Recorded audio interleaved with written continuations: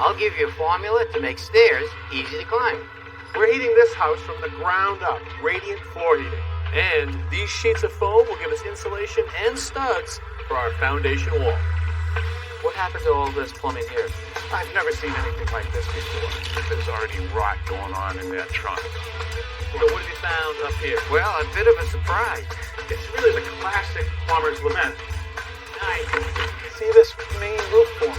We're just going to pull that forward till it's even where this existing deck is. Definitely says mid-century modern. Money's in the details. That is beautiful.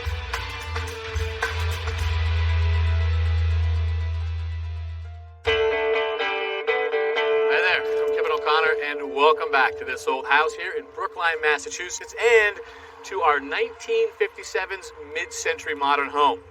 Now, one of the hallmarks of a modern house is that they have a whole bunch of different levels, and believe it or not, our house is going to end up with 8 of them. Let me show them to you. So we are about halfway done with this project, and one of the first things that we did was pour a new foundation for what is going to be an underground garage with some living space above. This is level 1. We then cut through the existing foundation. You'll take 2 steps down into the basement, level 2, and we're going to have a little gym in here, as well as all the mechanical equipment. And then as you come up, there'll be a little staircase here. We will get into this space, and the idea is that there will be a kitchenette, an office area, even a little play area. Kevin, how are you?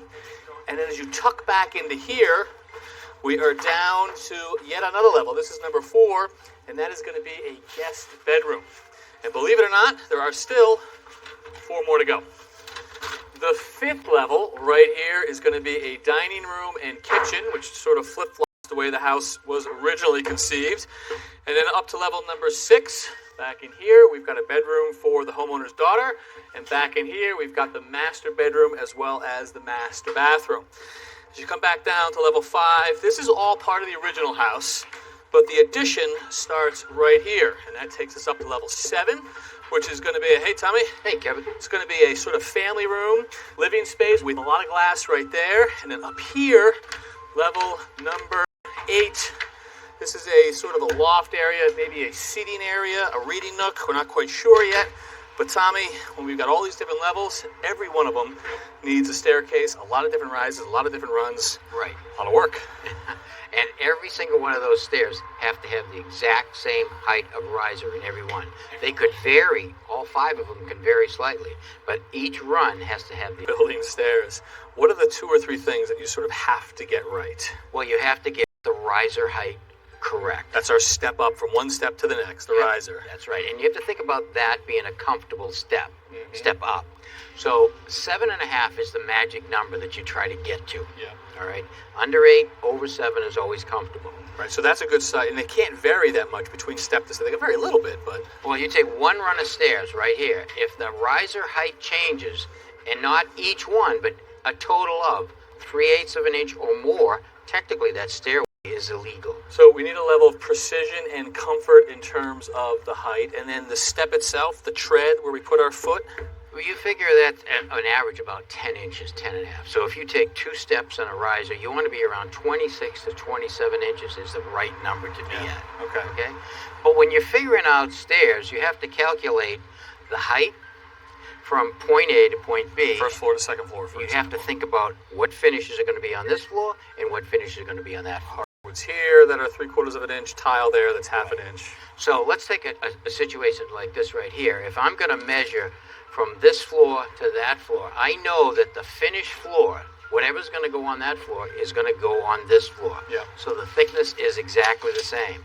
So now I can actually take my measurement and I can go from rough to rough. 69 1/4. And that, if I put finished floor on the bottom, it'll be 69 1/4. Gotcha. Okay, so I've just added that in. Over here, I have one last stringer to cut. The important thing is once you calculate the height for the riser and the height for the tread, I take my framing square and I put those 2 dimensions on my framing square. Rise. Right? Run. Correct. And it's 7/11/16 goes right here with the edge of that. And 9.5 for this tread. You lock it in there. This is set up, and you can do it for every stringer, every step. Right. They have all kinds of little attachments that you can put here. I like a long straight edge in case I run it along the edge, and maybe there's a knot, and those little tabs would fall in that notch. Okay. So now I have a straight run. I go up here like that, and I mark them all off. Yeah. All right. Once I've cut my first one, I then mark it. I'm going to just mark it. I just go template. So instead of going back to this for stringers 2, 3, and 4, you go back to the template, lay it out, and use that. Right, because if I laid each stringer out with my framing square, I could be off a 16th or an 1/8 inch on every one of them. Start tight, use a template. Right. All right. You've cut a couple of these already. Yeah, I started cutting it. It's my last one. All right, so I'm going to cut these if you want to finish the cut up with the jigsaw.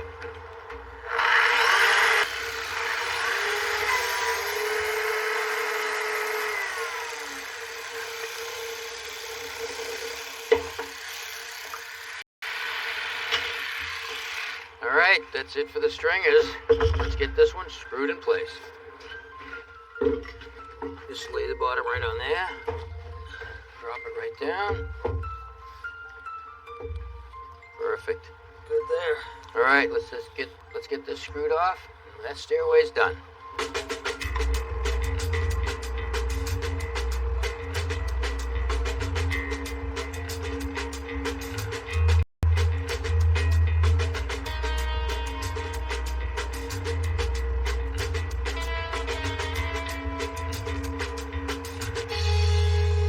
The original foundation of our house is 12 inches of concrete that's both above grade and below grade.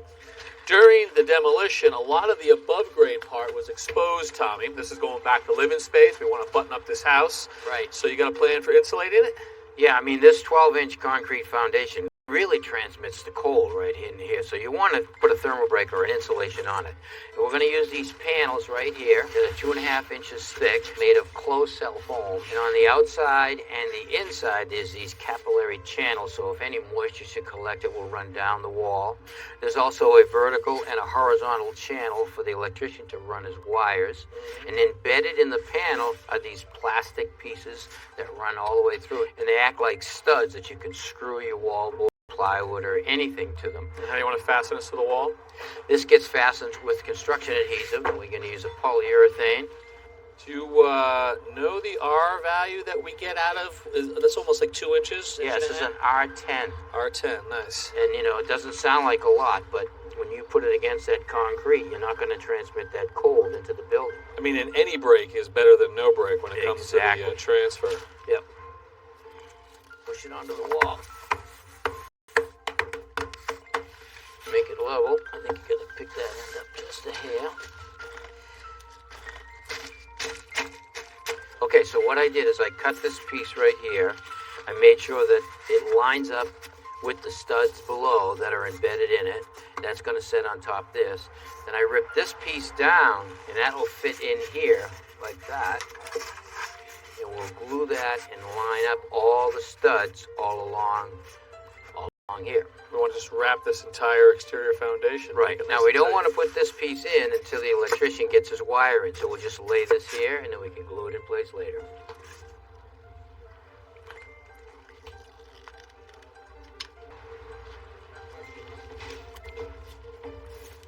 We take that dry roll right there, bring it over. Now, I cut this piece. Now, this stuff hasn't been on the wall long at all.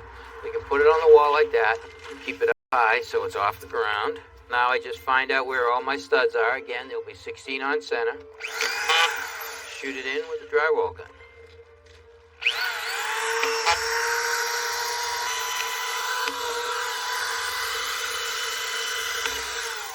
There you go. Now this wall is studded, insulated, in this case already blue board. And we are going to be doing this all the way around the perimeter. We're doing it on all of the foundation walls that you see will all be insulated. The interior ones and the exterior. Well, that goes fast, huh? Sure does.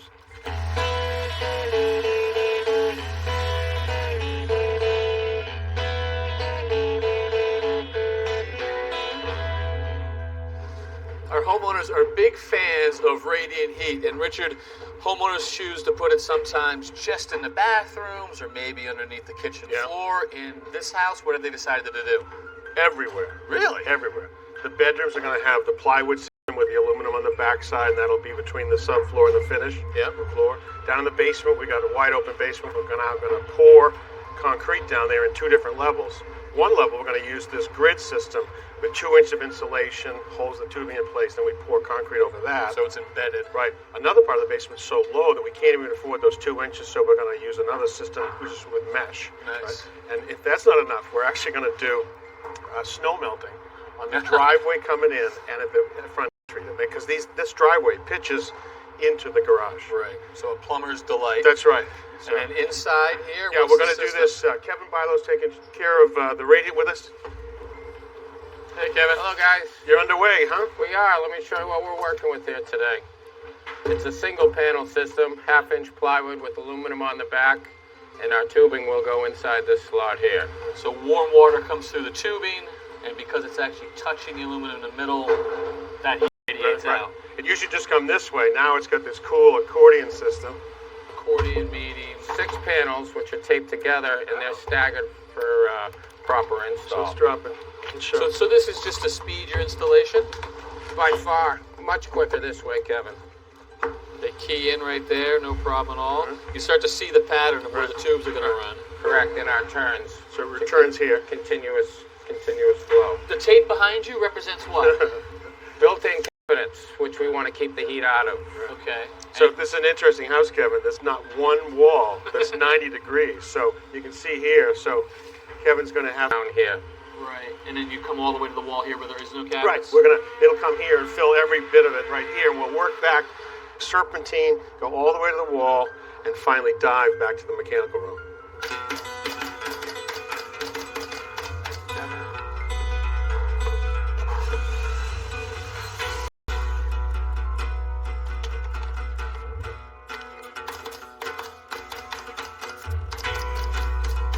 Now, this important step is to add the silicone transfer paste. It does 2 things. One, it helps to increase transfer. The other is it slows down the expansion noise that might happen from the tube.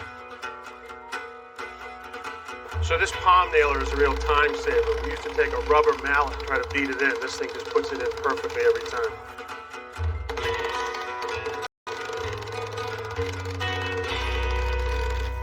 Nice. Goes down real fast. Isn't that unbelievable? Richard, right? So now, with this, we'll get it under test, and then the hardwood floor can go this way. You can see right where the tubing is, so it's perfect for nailing. Right. And then this one will be done, and now it's on to the living room. We got more to do. But at this speed, you guys will be cranking. That's right. Thank you. All right. Thank you, Kevin. You're welcome.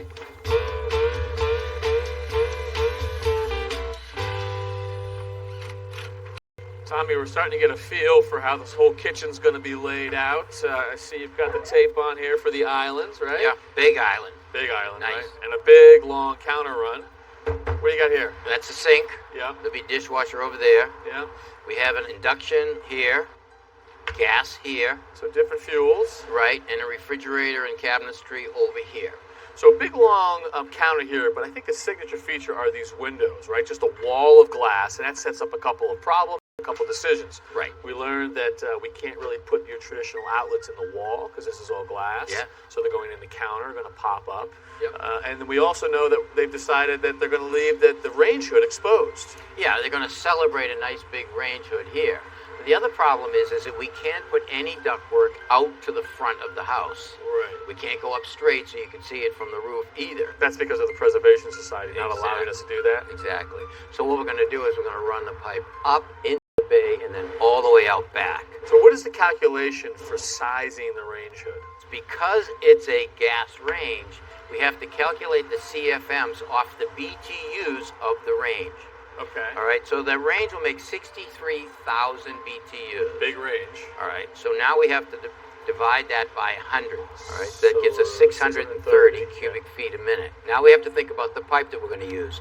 It's an 8-inch round pipe, and every foot of that pipe is 1 CFMs that have to get added to the 630. So up and over, that's a long way. The other issue is we have to think about elbows. How many elbows are going to be in there? 2. Each elbow is going to add 25 CFM. And what's the thought there? That elbows cause resistance? That's right. So we have 2 elbows, that's another 50. So now we're 665 plus 50. We're over 700. And so to pull that air through, we're going to install this fan right here in the ductwork down there in that closet. And this fan was $837. Okay. All right, it's more than what we need, but it's better to be more than not enough. So when I look up to this joist bay here, Tommy, I can see where the pipe is going.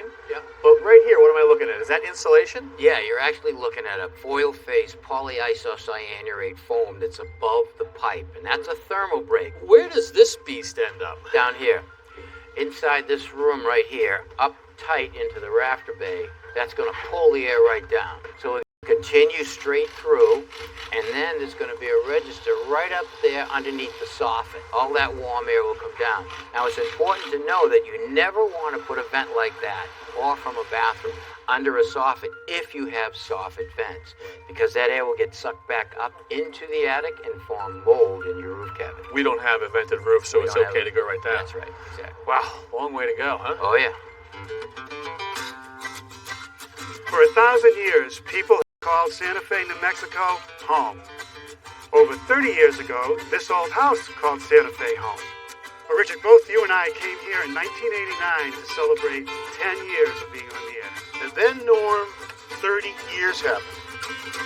You look pretty good, all things considered. Oh, you too. And look at this house. That looks great. I know. Looks really good even today. Didn't look that way when we got here. I mean, it was a classic 1800s true adobe house. It needed a lot of work. Now, 30 years later, it's still the same homeowners, right? Yeah, Joanna is here, and she's going to show us around. That's awesome. I remember this beautiful door, Norm. Right. It was part of the original house, and it was very important to preserve it. Hello. Welcome. Oh, Good to see hello. you. Nice to see you. Richard, Hello, what a how are joy. you? Good Nice to see you. It is so great to be back here. I'm so glad to see you. It's been a while. Yes. You must love this place. You're still here. We're still here. We still love it. We selected this property because of location and because it's about an acre and there was room to expand and do everything we wanted. We still just enjoy it so much. Have you made any changes in the 3 decades? A little bit. Let me show you. Great. We'll start in the studio. So welcome back to the studio, which was your workshop. Yeah, I remember You'll- this. Remember this Yeah, room? this space. It's still a great space. We haven't done a lot in here, just some aesthetics. We've done this beautiful natural plaster that's very, very soft and absorbs the light and matches the floors. And, of course, you remember the North Light. Yeah, you spoke so much about your North Light. Artists have to have North Light, that's it. Now, I seem to recall when we first came here, there was no stone on this floor. It was a concrete slab. Right, and that was my opportunity. I saw that concrete slab, and we could introduce PEX tubing, radiant floor heating. You know, back then it was brand new. It was a totally new concept using PEX tubing into the slab. We put it into that blue grid system, snapped it in, covered it over with gypsum concrete, made a nice smooth surface. And we even put it in the walls in the bathroom. How's it worked? It's still working beautifully. It's amazing. I mean, for 30 years I've had warm floors to walk on. It's just so comfortable and terrific. Well, you know, when we got here, too, you were still using it as a studio, and then you cleared it out during the construction process. And I took over your space as a woodworking shop, right? And we took the opportunity not only to build your cabinets, but to do some teaching along the way. So I did 3 different segments and 3 different shows of making face frames, making doors, and making the actual box for the cabinets. Does this look familiar? Ah, it looks great. You know, it looks like we left yesterday. It's just perfect. I remember this stainless steel sink. That's still original, still looking That fine. is. I remember these counters. Remember we went to, what was it, Juarez, Mexico to get this marble.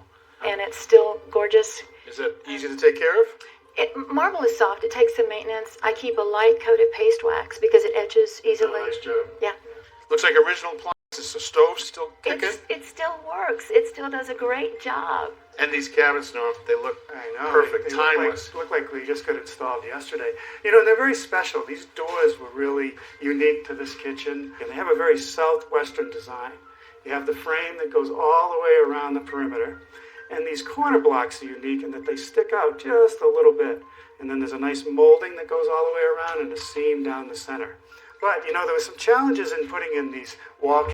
Back home, there's plenty of studs and wood blocks to screw them to the wall. Yeah. Here, we start with the adobe. Right. So what they do here to solve that problem is they put in pressure-treated blocks called gringo blocks. Right into the Those- adobe. They're embedded into the adobe, so I get real good, solid fastening there. The other thing that was interesting here is when I first came in and started measuring for the cabinets, this finished plaster had not been applied yet. And I was worried about a space between the face frame and the plaster. They said, don't worry about it. We'll swing it around and make a perfect fit. And these round corners, there's nothing better than this. They look great. What is this? Is this original? What is this? It is original. And it works. Of course it works. Wow. So you guys remember these beautiful custom doors? Sure. And these lead out onto the portal that you built for us. Right, that was an addition. They framed it up with all new rafters, rough cut board. Had this larger-than-life general contractor, John Wolf. Is he around? Amazing man. He is around, he is here, and he He's wants here? to say hello. Senior Lobo? Look at this. There he is. There he is. Wait a minute, Norm. Wonderful to see you Great again. to see you, brother. Richard, Nice good to see you. And Hey, Joanna. John. Yes. Nice to see Wow, you. it's just been a few years, but I'm glad you're back. Just a few. Well, I just wanted to remind you that these Adobe walls and so forth are all authentic. Jim and Joanna were very clear about us using only Adobe on the house. So, what we have here is the Adobe has provided a wonderful wall for putting in all of Joanna's still lifes and so forth. Nowadays, do you still do true Adobe building? We still can get our true Adobe, but what's happening is that people have moved on. They've moved on to frame, something that's quicker, something that's cheaper. The labor force is minimal with Adobe. We're not finding as many people doing Adobe as there has been in the past. Adobe has become a material that we're not asked to build with that as much anymore. We will always consider you the master or the god of Adobe. Well, now Thanks wait for a your minute. I'm beautiful not going work. to Thank accept you all for of your that, but I'll accept the handshake You're on awesome. that one. Thank you. Norm, absolutely wonderful to be Thank with you. you. Oh, Nice to see you. John, thank you Yes. for my Adobe walls. Oh, it's a wonderful opportunity. Yes. Hey, wait a minute. Weren't they playing 30 years ago here? 30 years, that's quite a good gig.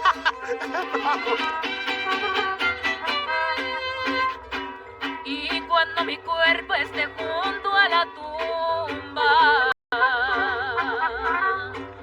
lo único que pido como despedida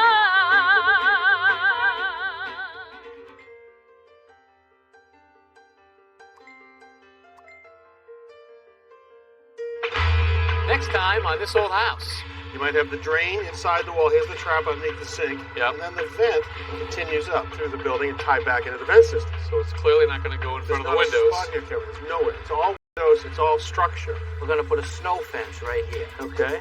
The idea of that is to hold any snow and ice that forms from sliding off the roof. It pains me to see you put a screw through our newly rubbered waterproof I roof. know it, I know it. For more of This Old House, go to pbs.org/thisoldhouse, where you can watch full episodes anytime. And follow us on Facebook, Twitter, and Instagram. This Old House magazine, the companion to our television series, provides trusted information from our team of experts. You can use your credit card to subscribe for 1 year. That's 6 issues for $10. Just call 1-800-221-5900.